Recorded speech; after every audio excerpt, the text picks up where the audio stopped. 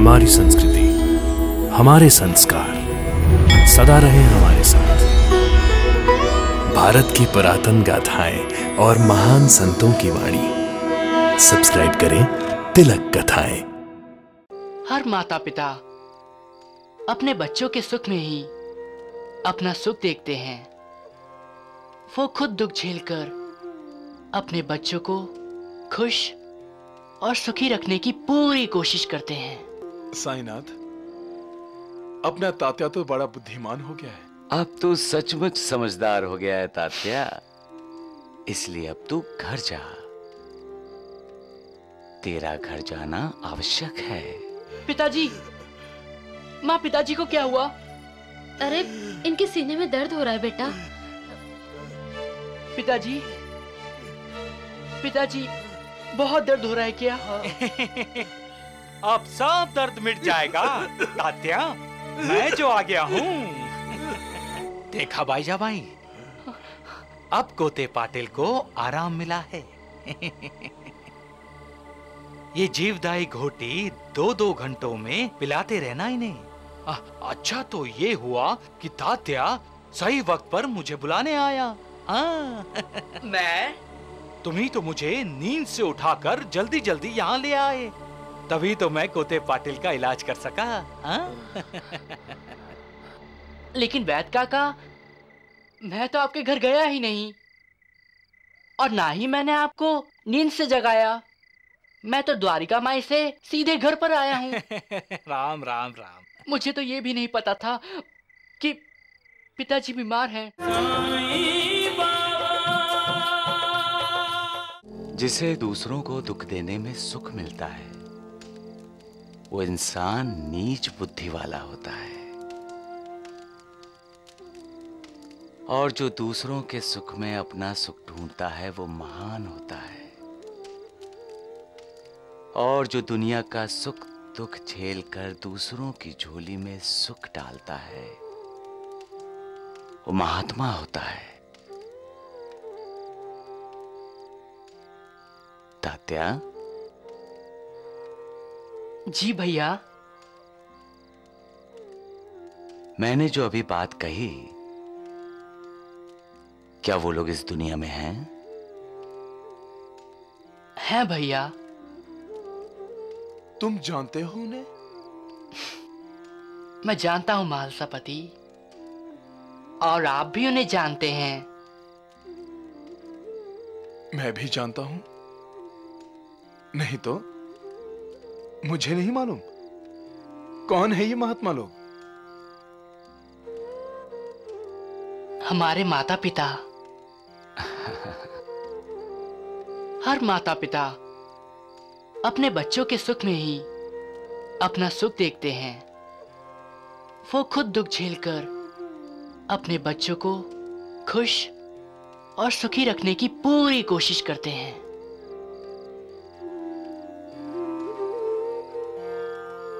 साईनाथ, अपना तात्या तो बड़ा बुद्धिमान हो गया है। अब तो सचमुच समझदार हो गया है तात्या, इसलिए अब तू घर जा। तेरा घर जाना आवश्यक है। पर क्यों भैया? अरे, माता पिता को सुख देना तेरी जिम्मेदारी है। जा, घर जा। लेकिन भैया, मैं तो यहाँ सोता हूँ, द्वारिका माई में, आपके साथ। तात्या, माँ और पिताजी को आज तेरी जरूरत है।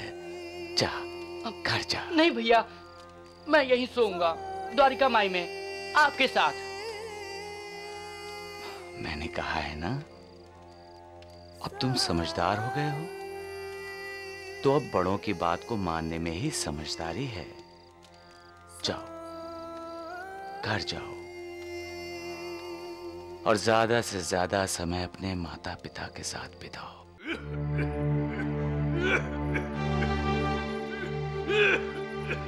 भाईजा, अब मुझसे नहीं सहा जा रहा है।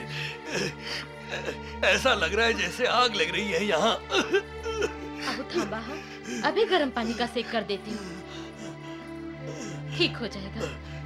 बहुत दर्द कर रहा है भाईजा। हाँ। पिताजी, माँ पिताजी को क्या हुआ? अरे इनके सीने में दर्द हो रहा है बेटा। पिताजी, पिताजी बहुत दर्द हो रहा है क्या? अब सब दर्द मिट जाएगा तात्या, मैं जो आ गया हूँ। कोते पाटिल, घबराओ मत, मैं आ गया हूँ। हम भी आ गए हैं। ठीक है, ठीक है। मुझे अब कोते पाटिल का इलाज करने दो। हाँ,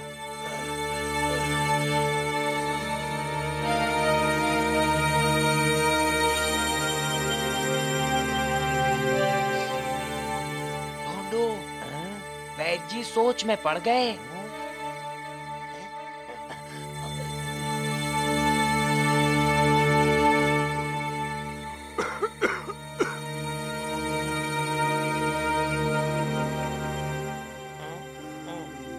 गया कौन?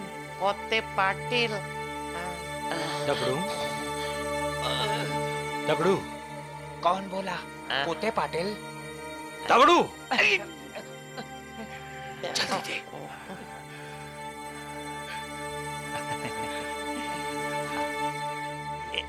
ले।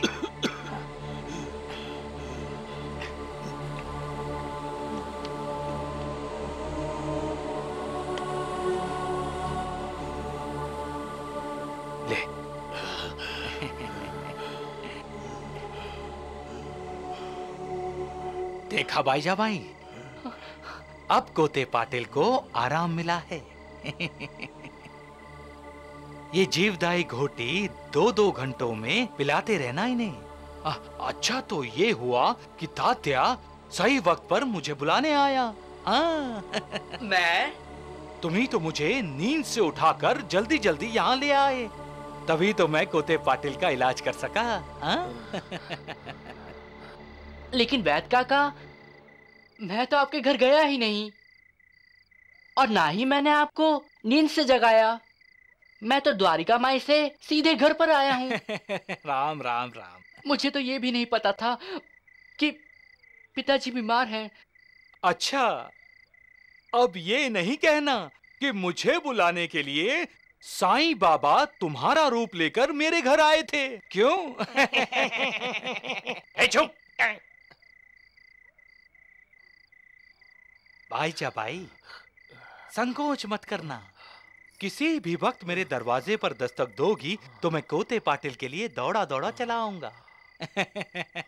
कोते पाटिल अभी जल्दी ही ठीक हो जाएंगे। हैं? हाँ, चला।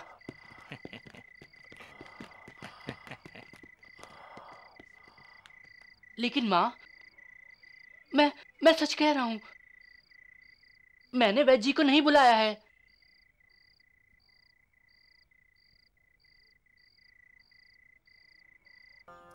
समझ गए ना बेटा? आपके लिए चाय, तुम्हारे लिए दूध।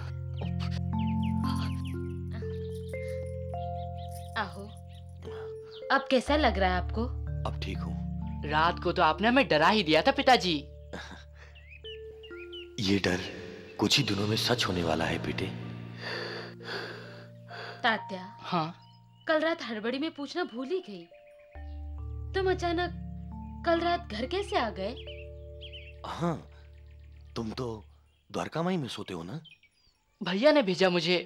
हाँ?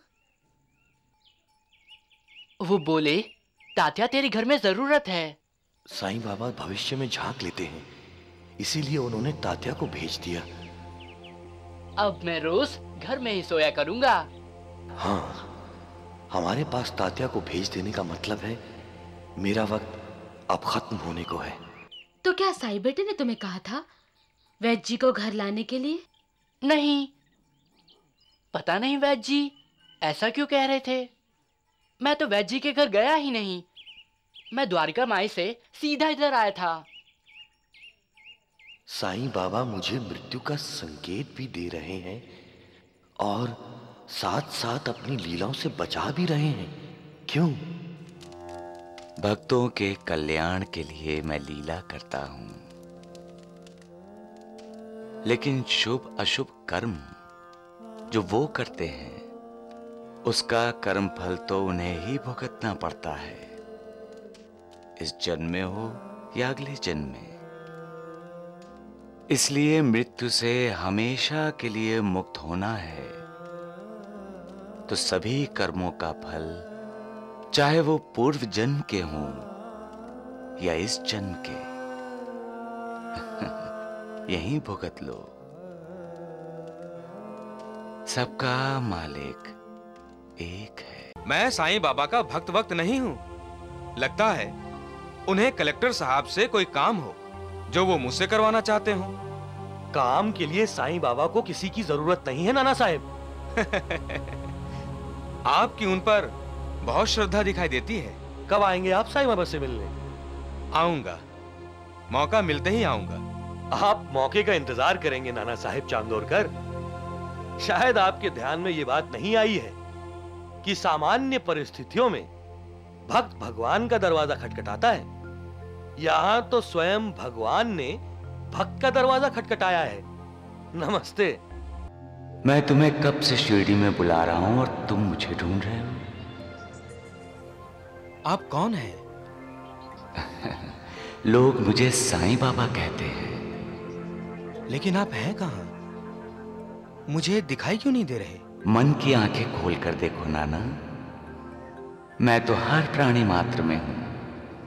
लेकिन इस समय आप कहां हैं? शिरडी में। आप शिरडी में हैं? तो हमें यहां आपकी आवाज कैसे सुनाई दे रही है? साईं बाबा।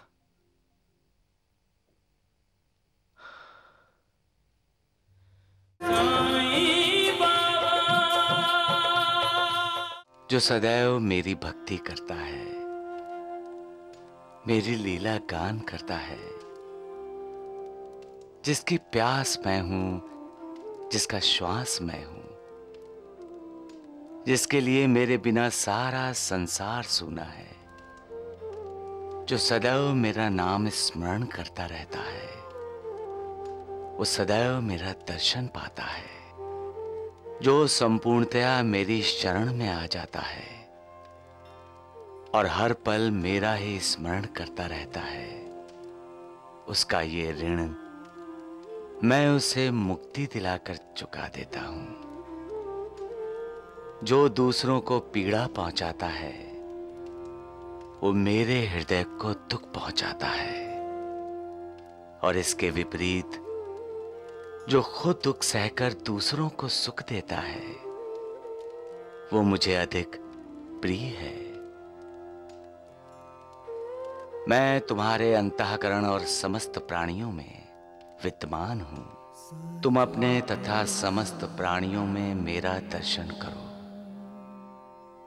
यदि तुम इसका नित्य प्रति अभ्यास करोगे तो मेरी सर्वव्यापकता का अनुभव शीघ्र ही हो जाएगा और मेरे साथ एक रूप हो जाओगे।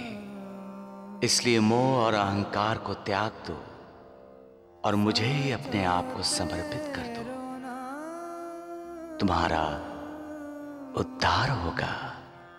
सबका मालिक एक है। अरे श्यामा, तुम अहमदनगर कब जा रहे हो? मैं सोच रहा था अहमदनगर के कलेक्टर के दफ्तर जाकर उनसे पाठशाला के बारे में बात करूं, पर आपने ये कैसे जान लिया? ये बात तो मैंने किसी से नहीं की। साईनाथ हर किसी के अंतःकरण में निवास करते हैं। इनसे कोई बात कैसे छिपी रह सकती है? नाना से कहना, मैंने उसे बहुत याद किया है। नाना? कौन नाना? जिससे तुम मिलने जा रहे हो। मैं तो कलेक्टर के सचिव नारायण गोविंद चांडोरकर से मिलने जाने का सोच रहा था। अरे वो ही नाना साहब के नाम से मशहूर है। उससे कहना, बहुत इंतजार किया है मैंने उसका। अब तक मुझसे मिलने क्यों नहीं आया वो? मुझे साईं बाबा ने बुलाया माधवराव। हाँ नाना साहेब। बड़ी हैरानी की बात है। क्यों? अब तक मैं उनसे कभी मिला नहीं और आप कह रहे हो वो मेरा इंतजार कर रहे हैं। साईं बाबा एक दिव्य शक्ति है नाना साहेब। हम शिरडी वाले उन्हें अपना भगवान मानते हैं और हमारे भगवान का कहना है कि वो अपने भक्तों को अपने पास बुला लेते हैं। मैं और साईं बाबा का भक्त? नहीं माधवराव देशपांडे, मैं साईं बाबा का भक्त वक्त नहीं हूं। लगता है उन्हें कलेक्टर साहब से कोई काम हो जो वो मुझसे करवाना चाहते हो। काम के लिए साईं बाबा को किसी की जरूरत नहीं है नाना साहेब। आपकी उन पर बहुत श्रद्धा दिखाई देती है। कब आएंगे आप साईं बाबा से मिलने?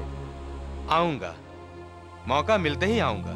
आप मौके का इंतजार करेंगे नाना साहेब चांदोरकर। शायद आपके ध्यान में ये बात नहीं आई है कि सामान्य परिस्थितियों में भक्त भगवान का दरवाजा खटखटाता है। यहां तो स्वयं भगवान ने भक्त का दरवाजा खटखटाया है। नमस्ते। बड़ी हैरानी की बात है, अब तक मैं उनसे कभी मिला नहीं जो वो मेरा इंतजार कर रहे हैं।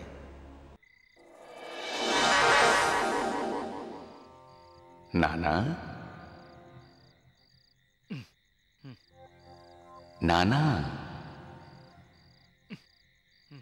तुम शिरडी क्यों नहीं आ रहे हो?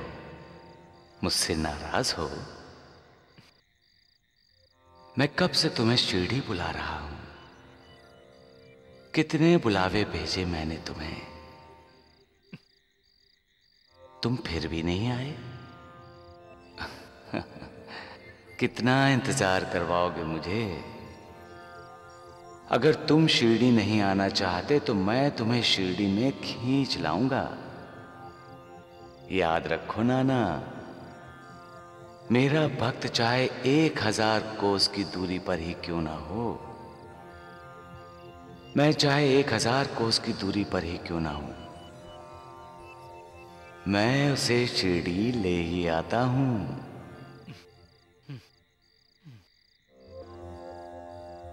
आओ नाना, आओ,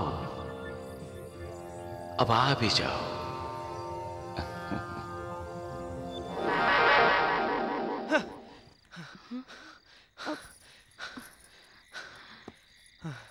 क्या हुआ? कोई सपना देखा? हाँ, सपने में साईं बाबा आए थे। शिरडी के साईं बाबा? हाँ, कह रहे थे शिरडी कब आओगे? सुबह हो गई। कहते हैं सुबह के सपने सच होते हैं। लेकिन साईं बाबा मुझे दिखाई नहीं दिए। क्या मतलब? वो अंधेरे में खड़े थे। इसके पीछे जरूर उनकी कोई लीला होगी। मिस्टर हेस्टिंग्स, आप एक पुलिस ऑफिसर हैं और आपको अपने इलाके में होने वाले हर छोटे बड़े मामले का पता होना चाहिए। यस सर, हम चाहते हैं हेस्टिंग्स कि आप उस खबर का पता लगाएं जो हमको मिली है। कलेक्टर साहब, किस खबर के बारे में कह रहे हैं आप? खबर मिली है कि कालू भील हमारे इलाके में कहीं डाका डालने वाला है। सर, वो वैसे भी 5-6 केसेस में हमको वांटेड है। अगर आपका ये खबर सच है तो हम भीम कालू को बहुत जल्द से जल्द अरेस्ट कर लेगा। और हम यही चाहते हैं हेस्टिंग्स।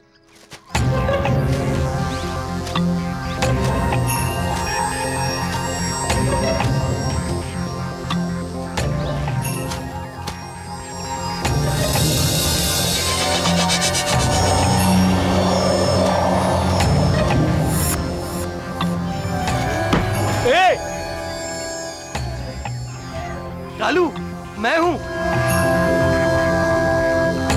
तुम्हारा मुखबिर। तुमने तो मुझे एकदम डरा ही दिया था।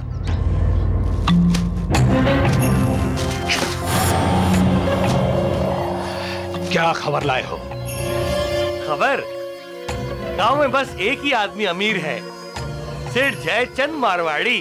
तुम्हें क्या लगता है डाके में कितना माल मिलेगा? बस समझ लो 8-10 हजार रुपए से कम नहीं, उससे ज्यादा ही।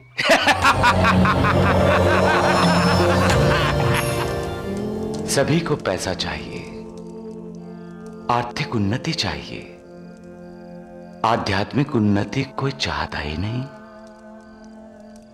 मैं जो कहता हूं उसका मतलब कोई जानना ही नहीं चाहता, समझना ही नहीं चाहता। मेरे सरकार का खजाना तो ऐसा है कि कभी खाली नहीं होता। सरकार का खजाना? आध्यात्मिक भंडार। हाँ, और जो इस भंडार में से जितना ले जाएगा उतना ही उसका कल्याण होगा। महालसापति, मेरे फकीर की कला, मेरे भगवान की लीला और मेरे सरकार का व्यवहार हमेशा अद्वितीय होता है। इसलिए उस फकीर की भक्ति करो। मेरा क्या, ये शरीर मिट्टी में मिलकर सारे भूमंडल में व्याप्त हो जाएगा। फिर हमारा क्या होगा साईनाथ? मैं ये शरीर छोड़ दूंगा, फिर भी मेरी अस्थियां आशा और विश्वास का संचार करती रहेंगी।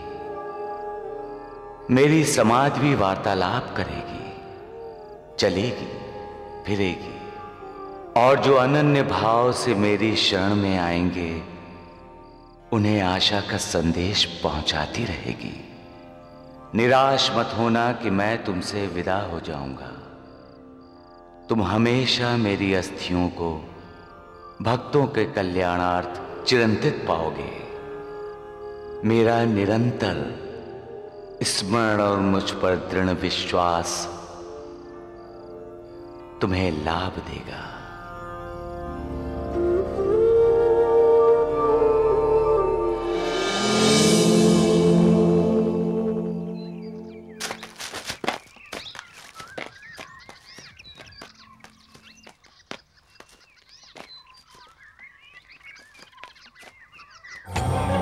अरे कहाँ है उस मारवाड़ी का घर? आगे, हम उसी तरफ जा रहे हैं। वैसे किसी का ध्यान तो नहीं है हम पर, फिर भी पुलिस को तो शक नहीं। शक? जय हरि विठ्ठल, जय हरि विठ्ठल, जय हरि विठ्ठल, जय हरि विठ्ठल, जय हरि विठ्ठल, जय हरि विठ्ठल, विठ्ठल विठ्ठल, जय हरि विठ्ठल, विठ्ठल विठ्ठल, जय हरि विठ्ठल, जय हरि विठ्ठल, जय हरि विठ्ठल। साईं बाबा, अच्छा लग रहा था, आप नाच रहे थे।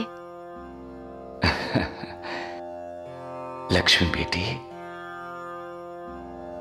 वो मुझे नचा रहा था। और कौन? मेरा भक्त है, बहुत मन से गा रहा था। लक्ष्मी बेटी, मैं अपने भक्तों को खुश देखकर मैं भी खुश हो जाता हूं। मैं तो अपने भक्तों का दास हूं ना। कौन है आपका भक्त? दास गड़ू।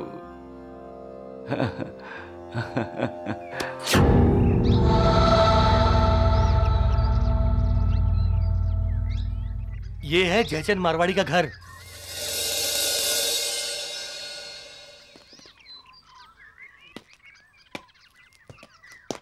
नमस्कार नाना साहब। अरे दासगनु, आप? आपको तो इंस्पेक्टर हेस्टिंग ढूंढ रहा था। मुझे?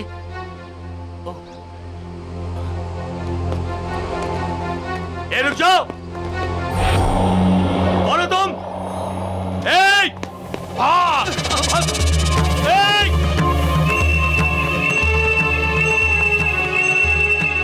पकड़ो!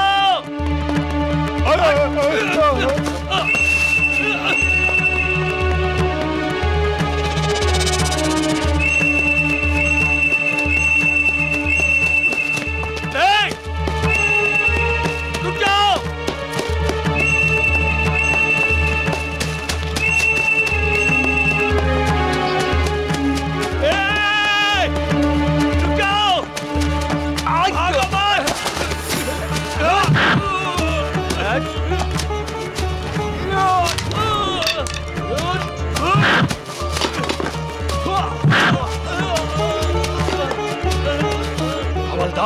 आज तो तुम मेरे हाथ से बच गया, लेकिन तुम मेरे रास्ते में आया है, कालू के रास्ते में।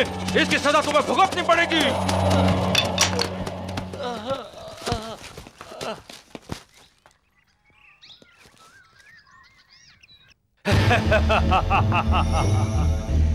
ब्रेवो हवलदार गणेश, ब्रेवो। कालू भील भाग गया है। उसे भागने दो, कोई बात नहीं, लेकिन उसे इस बात का पता चल गया है कि हम उसके पीछे हैं और एक न एक दिन हम उसको जरूर पकड़ लेगा।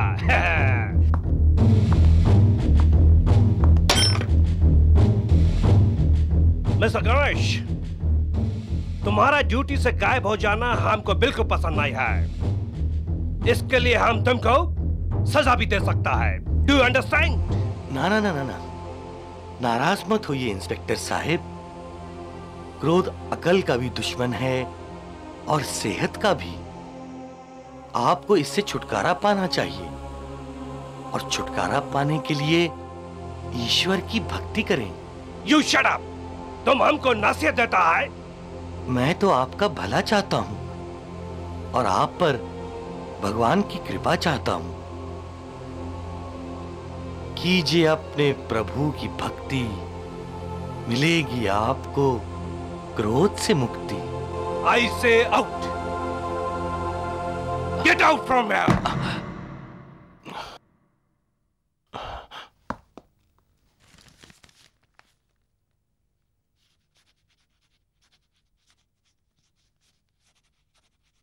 नाना, नाना,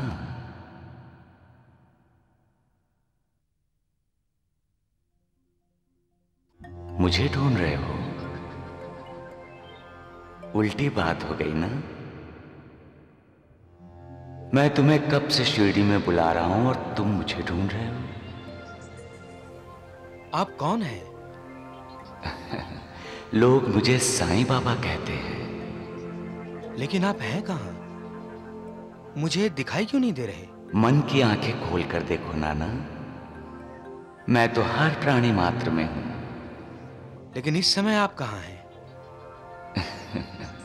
शिरडी में। आप शिरडी में हैं? तो हमें यहां आपकी आवाज कैसे सुनाई दे रही है? साईं बाबा, साईं बाबा,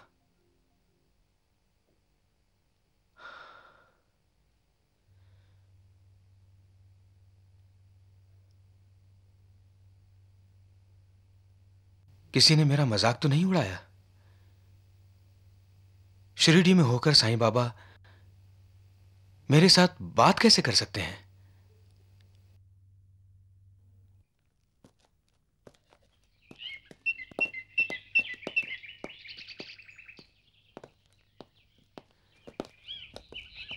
नाना साहिब, किसे ढूंढ रहे हैं? साईं बाबा को। साईं बाबा? नाम तो कुछ सुना हुआ लगता है। शिरडी में रहते हैं, तुम जानते हो उन्हें? नहीं नाना साहिब, मैं तो सिर्फ अपने गुरु श्री वामन शास्त्री को जानता हूं। वही मेरे गुरु हैं और वही मेरे माता पिता हैं। गुरु बिना इस जीवन का ना कोई अर्थ, गुरु बिना हमारा ये जीवन है व्यर्थ।